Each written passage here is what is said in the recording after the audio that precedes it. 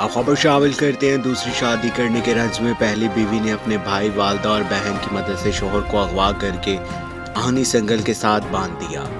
Police ने मगवी को बरामद कर लिया। रिपोर्ट के मुताबिक दूसरी शादी करने के रंज में पहली बीवी ने रिश्तेदारों की मदद से खामद को अगवा करके आहनी जंजीर से बांध दिया। ये वाकया फालिया के इलाका जुकालिया के रिहायशी मोहम्मद अफजाल के साथ पेश आया। मोहम्मद अफजाल की शादी 19 साल कबल हरियावाला गुजरात की बनी इलियास से हुई थी।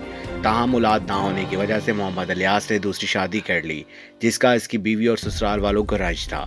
गुज़िश्ता रोज मोहम्मद अफजाल किसी काम के सिलसिले में गुजरात गया तो इसकी पहली बीवी बनी इलियास ने अपनी वालदा, भाई हैदर इलियास और बहन की मदद से कैरी डब्बा नंबर MB 786 में डालकर अगवा कर लिया और एक नामालूम डेरा पर लेकर जाकर आहनी जंजीर से बांध दिया।